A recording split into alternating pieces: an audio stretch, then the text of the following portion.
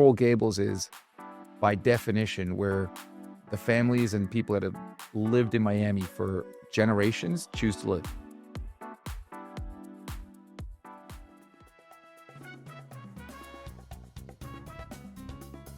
Hi, and welcome to the Miami Real Estate Podcast. I'm your host, Omar De Windt, Communications Executive here at Cervera Real Estate.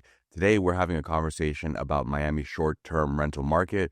We're deconstructing it and highlighting where the opportunities lie. Joining me for that conversation is the one and only Ignacio Montes, President of Alta Developers. Ignacio, thanks for being here. Thank you, Omar, for the invitation. Excited to be here. Absolutely. I'm excited to have you here because your firm, Ignacio, has brought over 4,000 units to the market in your history. You have another 2,500 in the pipeline. And I just learned before we started that you're actually one of the pioneers, if not the pioneer, of short-term rental in Miami. So congrats. Thank you. Happy to have you here for that convo. So Ignacio, let's get into it. There's a lot of people, when you look at Miami real estate, we have a lot of investors that like to sort of play in the sandbox, and short-term rental is sort of like one of the most exciting sort of avenues for that right now. So help me with, I guess, before we start, let's sort of set the table and walk me through sort of like your history, the firm, and sort of how we got here to today. Alta Developers has been around developing in Miami. So my partner Raimundo has been for over 25 years, but as Alta per se, we started in 2010. So the last 16 years, we've been developing, have delivered north of 4,000 units, as you mentioned. Part of that has been the condo market, and a good part of it has also been in the multifamily. But we've been dedicated to South Florida, so primarily Miami and neighborhoods around Miami, in residential development. So everything's been ground up. We really focused on thinking about our value proposition and ultimately pride ourselves in the families or individuals calling what we build home at some point. Walk me through some of the key projects you guys have brought to market in the process. Yeah, so there are quite a few. We did One Paraíso, Quadro in the Design District, which is that's actually one that we'll probably talk about given the topic of conversation. We've done multiple multifamily projects: Eon in Flagler Village, Pacifica in Boynton Beach, Crest at Pinecrest. We're currently developing Casa Bella with our partners at Related, Cassia and Coral Gables, and then a few new projects that are online right now. A new condo development in North Miami, Gaia Residences in Hollywood Beach. So we're pretty busy. We're pretty busy and active. Awesome. So let's get into sort of the meat of this and focus on short-term rental, right? So I was setting it up. When you look at Miami as a market, a lot of people live here, of course. A lot of people come to visit, and many of those people that own here, when they're not here, they want to sort of put their property to work. And one of the ways that that's sort of been more popular in recent years is short-term rental, right, as opposed to a traditional one-year lease.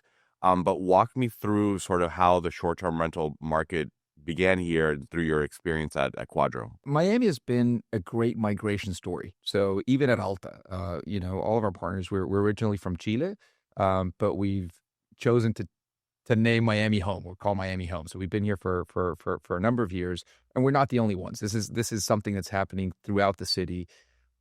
We used to joke and say the good thing about Miami is how close it is to the United States, right? Because especially for people coming from Latin America, you come here, you speak in Spanish, and then you switch over to English.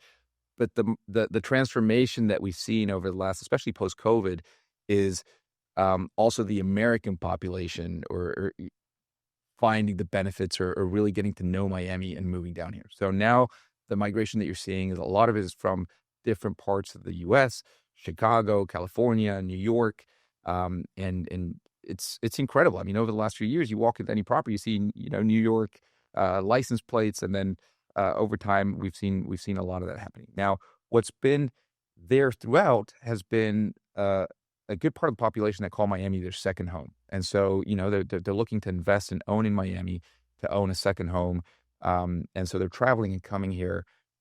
Maybe a couple of weeks a year, maybe a couple of months a year. You have the snowbirds from the north that are maybe coming, during the winter that want to come to better weather. And so we came across this whole evolution of the short-term rental or flexible ownership model in Quadro, our project in the design district. That project we had originally conceived as a multifamily, so we're going to do a rental property. But at the time, Airbnb became a big buzz. You had the hospitality industry lobbying against where can you do Airbnb, where can you Airbnb a property, and so Airbnb was a big buzz, and seeing the growth of Airbnb.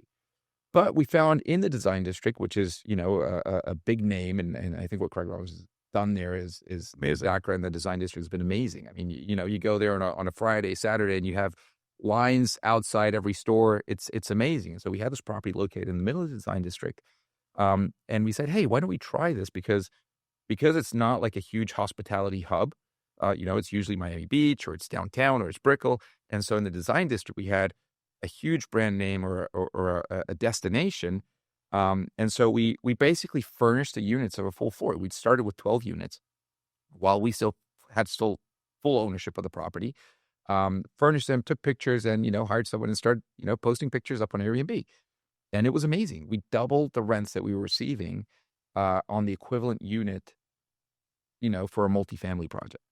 And so we found there's a huge opportunity or value proposition for someone who wanted to own in Miami, but was really only going to be here for a couple of weeks or use their unit for a couple of weeks or maybe a month throughout the year. We gave it a twist and said, hey, you can actually own your property. And while you're not here, not only does it not cost you, you don't have to carry the carrying costs, which are basically HOA and property taxes, Right. but you can actually generate income. And it was a success. I mean, we sold the building during COVID and sold out. And so it was really, an eye opener for us, something that we turned to kind of help us sell units. Sure. And today we've migrated into doing more properties under the same format, but also we've developed a company called Nomada Residences that does an institutional management of these units, basically.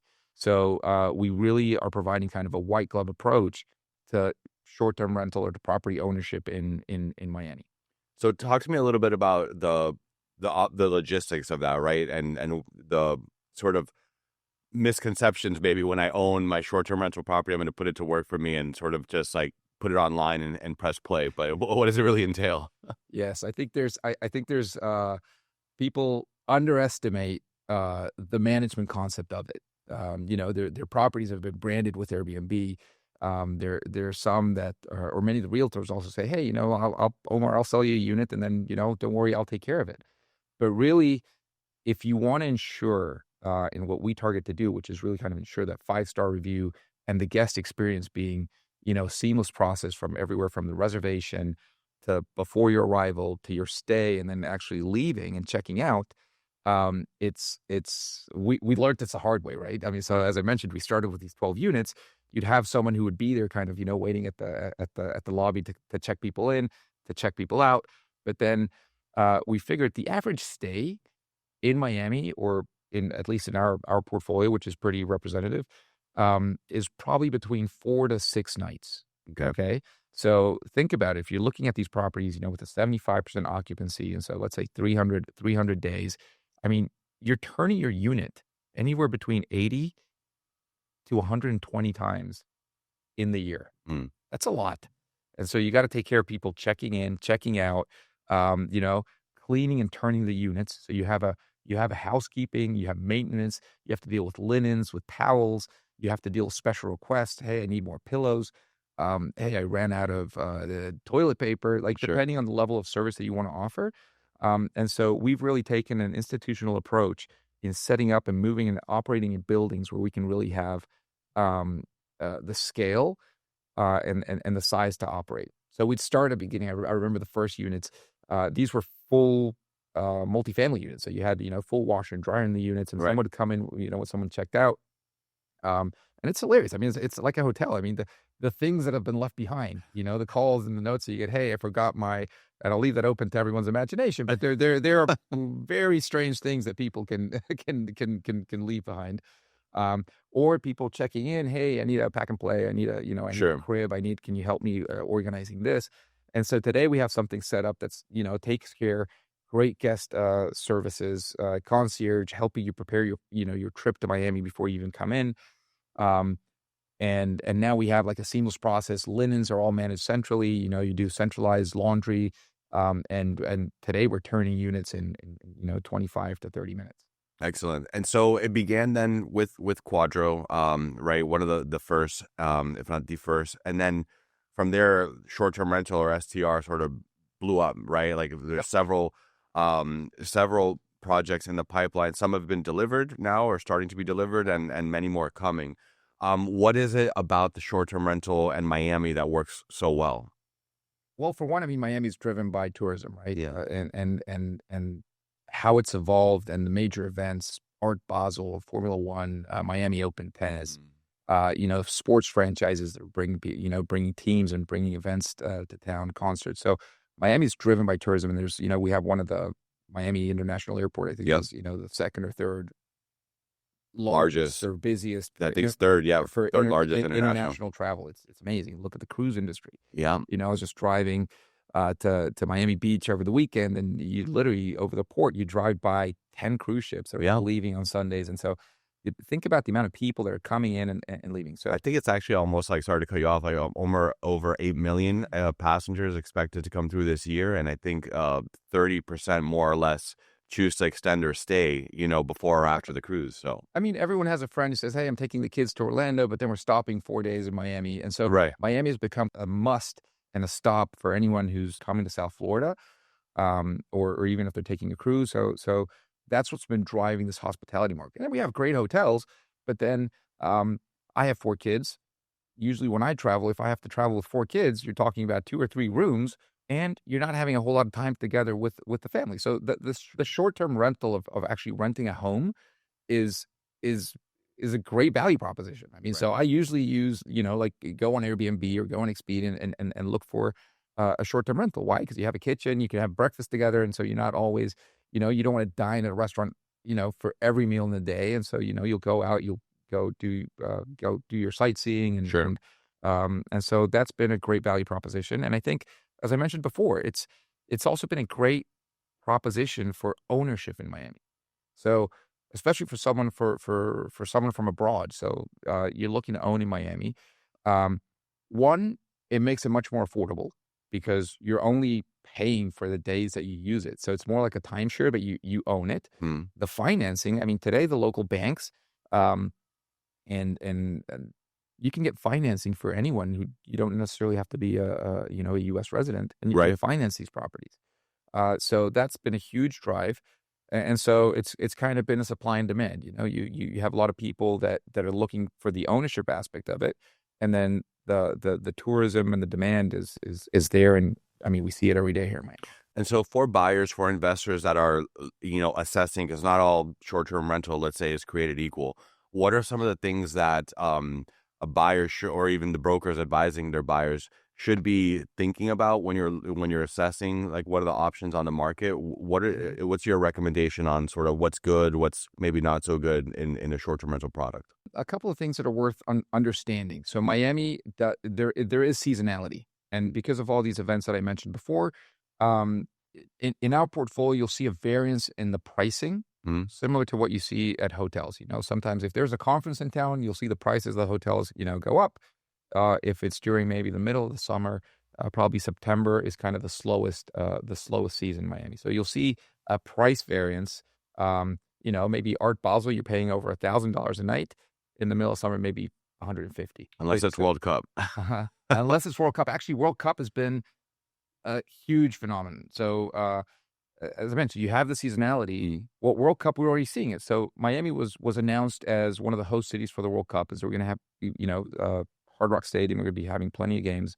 And so for the 2 months, basically June and July, that you're going to be having the World Cup, what used to be low season, we're already seeing the reservations come in. And what used to be, again, 200 is now $600 a night. And again, when people come for the World Cup, they're usually traveling with someone, with family. And so the kind of the renting a condo or an apartment is actually a pretty good solution. So that's one, understanding that don't underestimate the operations aspect of it. Like I mentioned before, these units are turning constantly. And so, having someone on site, sometimes the air conditioning goes down, so having the setup to really guarantee that 5-star experience, and 5-star in terms of reviews. So we take great pride in being super host on Airbnb, having, anywhere between 4.8 to 5-star reviews on most of our, why? Because that ensures, remember, the brand of your unit when you own a property is how that property is reviewed over time. Anyone who's looking goes on, sees what the reviews are, what the location is. And then as any other business, you want to look at the supply and demand. So, I usually tell people, so there are currently 10,000 units that are going to be coming online this year and next in Miami, short-term rentals. Great projects, great developers, but the location of those, 8,500 of those are in Brickell and downtown. So there's a huge concentration of where these projects are happening. So Brickell, downtown, and maybe Edgewater. So in that corridor, you're seeing a lot of product coming to market. Keep that in mind with the expectations of, pricing and occupancy. So what we like to do as Alta, as developers, in terms of the value proposition that we're looking to provide our buyers is, be thinking not what's happening now, but what's happening next. And so, one of the projects that we're very excited about is Cassia and Coral Gables. So Coral Gables is actually a market that probably sees, they run a survey that basically, people who visit and say, hey, what cities or what parts of the city are you visiting, or staying? So Coral Gables is around 15% of the stays or visits, but it only has 3% of the supply of beds. Wow. And so, Coral Gables is where the families that have been here for generations choose to live. So yes, you have Miami Beach, you have Coconut Grove, you have, Brickell and a bunch of neighborhoods, but Coral Gables is by definition where the families and people that have lived in Miami for generations choose to live. It's a residential neighborhood, very low density, so you don't have a whole lot of construction and high density or very high buildings. Yep. And the city is also very careful about that. So we actually sat down with the city, and they don't want, I mean, they have some restrictions in terms of how you can operate these buildings. So they want it to be centralized and managed more like a hotel. But I think it's going to be great in terms of demand. And then where you decide to buy, you've also got to think about who's going to be your tenant, or there are hotels that are party hotels. There are hotels that are close to museums. There are hotels that are, targeted or gauged towards, older couples. Sure. And so think about the building that you're buying in, and how that building is attracting who's going to come. So there's a huge event in Miami that's ultra great party, great, festival. Do you want to rent your unit out to people that are coming in to party 5 days in a row in Miami? I don't know. It could be yes, could be no. Right. Coral Gables, I think we're giving a much different spin to it. One, we closed a phenomenal deal with Restoration Hardware, so all the units are fully furnished and turnkey, but not with just any furniture, with RH. So it's a quality that I think also speaks to the neighborhood and to who we think is going to be the end user of these units. So we've worked with the city there in terms of guaranteeing that we operate within the city guidelines, and then I think the end user, I think, is going to be much more corporate. There are great corporations that have been opening offices. I mean, similar to what you're seeing in Miami, but in Coral Gables, you can HBO, FIFA, Bacardi, brand names. I think Apple is even putting headquarters there. Apple is opening offices, just a couple of blocks away. And so I think it's going to be much more corporate. You have University of Miami, which is, one of the largest educational institutions. And so that also drives a lot of demand. So I think it's going to be a different demographic. And I think that's so, rather than pitch Casia, what I'm trying to say is that, they're different properties that I think are going to have different demand profiles, both in terms of the seasonality, both in terms of who's going to be actually staying there. And so that's something to take into account when you decide to own a property. Absolutely. And one of the opportunities there, buildings that was just delivered, which the Avenue, which was actually sold, by Cervera. I believe they came online in December, and they were fully booked out for December. I think January was extremely high occupancy. We'll see how that sort of plays out throughout the rest of the year. But I think back to your point of there's not a lot of supply for that type of product in Coral Gables, which, as you mentioned, is a destination. They've been doing very well, as have the hotels in the neighborhood. So, one of the most recent was the Lowe's. The Lowe's is doing really well. Mr. C in Coconut Grove also very well. The Ritz, the Colonnade, and the Hyatt in Coral Gables. So there's not a whole lot of supply, and all of them are doing very well. This is all not public, but there are reports that you could subscribe to really kind of. So what I do usually ask, or recommend, is check to see who you're going to be competing with, and again, what that value proposition is. So usually, kind of a studio is comparable to your hotel, your deluxe or average hotel room. Sure. When you do a studio or a one bedroom, it's more like an executive suite where you actually have a living room, a full kitchen, a dining room, and then a one bedroom. Many of the one bedrooms, you have sofa beds, so you can actually sleep 4 people instead of 2 that you can do in your regular hotel room. And then you have always the possibility of a 2 bedroom that you're looking to, it's larger, much better setup for families, and you can sleep usually up to 6 people. I love that. And what else? What else do people, our listeners or those watching, what else do they need to know about short-term rental as they're sort of making their decision? Any other tips? Tips: set the expectation in terms of if it's an investment. Mm-hmm. Check, because you probably get more aggressive financing offers than what you necessarily want to take. So, estimate your revenue. Check that it's going to cover the bills. In terms of ownership, what you're usually looking at is their property taxes, the same as any other property in Miami. You have your association dues. In new buildings, we spend a lot of time in making these buildings be efficient. I think one of the things to take into consideration in Miami in general, a lot of people use or over amenitizing the buildings as a sales gimmick. Why? Because then the buyers come in, they say, hey, yeah, no, great. Let's have 5 people that are holding towels by the pool until you figure, that, you're paying them $20 an hour. Right. The HOA. and that all goes into the HOA. So some people get surprised when they look at the HOA, and what usually ends up happening, a lot of these buildings start with a program that's this big, and then they start trimming things off because there's a cost benefit analysis to it. So I'd say developers in general kind of and I think people become more aware of this. And so for us, being efficient in how we set up the buildings and making sure that the amenities that we're including are high valued amenities, and hopefully getting them for the right cost. And okay, so I know you mentioned you're not here to pitch Cassia, but you guys just topped off. Tell us a little bit about the overall of the project and sort of when it's coming to fruition. We had anticipated a delivery, kind of the end of the first quarter next year, but look, construction is going really well. We topped off, I think, 4 months ahead of schedule. And it's coming out really nicely. So we did a top-off event. The sales gallery is right by the building. What I would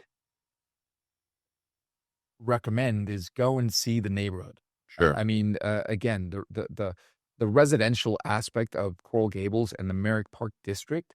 The shops at Merrick Park, the restaurants, the coffee shops, and everything that you're seeing around, the walkability is phenomenal. And then the experience between what we're developing or what we're delivering as developers. So, fully furnished with RH, turnkey product with the management of Nomada. I think the ownership experience is going to be great. And the starting price point? We have a few units, probably around 800,000. Sure. It's pretty good. Pretty good value. Yeah, no, on average, I think we have about $1,250 a square foot. Okay. I like that. And I should say, full disclaimer, Cervera Real Estate is handling sales. Want to be transparent on Casia. They've done a great job, by the way. Thank you. And tell me about what's next. What's next for Alta, and what's we had 2,500 in the pipeline, I believe we mentioned, but what does the future hold? So like I mentioned before, about half of our business is multifamily, and then the other half is condo. And so in line with what I've been telling you, we're looking at kind of, not what's happening now, but what's next. And I think the growth that you've seen in Miami, which has been very concentrated in, Brickell, downtown, Edgewater, we see it starting to trickle into other, maybe neighborhoods that have huge potential and that you can probably get a better bang for your buck. We're looking at City Hollywood. What's going on in City Hollywood? we're in front of the golf course. The golf course, the city has just put a $50 million renovation into the golf course. Oh, You're a 10-minute bike ride from the beach, and again, the shops and everything you're seeing. So with there's been a little bit of gentrification. So with all this foreign, and even the short-term rentals and the tourism, I think the people that are living here also kind of want to have a more tranquil living and neighborhood experiences. So we're seeing this kind of move into Hollywood, North Miami, Bay Harbor Islands. We have a project in Bay Harbor Islands. Um, and so we're looking at other neighborhoods where you're going to start seeing that renovation with great product, but also a more laid back or tranquil neighborhood experience. yeah, there's definitely a lot of submarkets, a lot of opportunities, and Miami's really like blossomed into a real mega city, if you Yep. will. It's kind of like New York, these other places. There's pockets with different personalities, whether it's Totally. Coral Gables, very family friendly, beautiful. And fun fact, it was actually one of the first or the first master plan community in the U.S. designed by George Merrick, right? That's right. After a Venetian, I believe, Italian town, right? So that's kind of cool. But you have that, the Grove, and then and the beach, and up north to Hollywood, like you mentioned. And even West Palm is, having its own Yep. sort And, of, and that's a great point you mentioned. I mean, Coral Gables, I think, has one of the strictest guidelines in terms of not only what you build, how you build, and what it's going to look like ultimately. So, I think in terms of the supply demand aspect of ownership, it's difficult, and we're past that point. I mean, so we did work long and hard with the city in terms mm, of what we're doing in terms of landscaping, the facade of the building, and how it integrates into Coral Gables. the So fabric. the fabric of Coral Gables, and so we named the project Cassia. The Cassia tree is a very characteristic and common tree that you see throughout Coral Gables with a pink blossom. And so we named the project Cassia exactly because of that, because it's something that's really embedded into the Coral Gables and the nature of Coral Gables Sure. as a city. Yeah, it's really got I mean, the city overall and Casia as a project has a beautiful aesthetic. And I think that also speaks to how they maintain and continue to increase their value, right? Right. Because that's a huge part of it. But we'll put the links to Casia in the show notes, and obviously on the video we'll show it so viewers can get an idea of it. But Ignacio, as we wind this down, because you're a busy man, and by the way, apologies if you guys hear some construction outside. We're renovating here. It is real estate after all.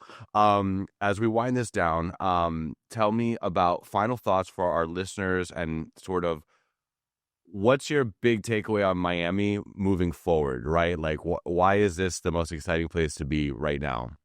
I think it's just getting started. So let me tell you an anecdote. We posted uh, a job post on LinkedIn for financial analysts.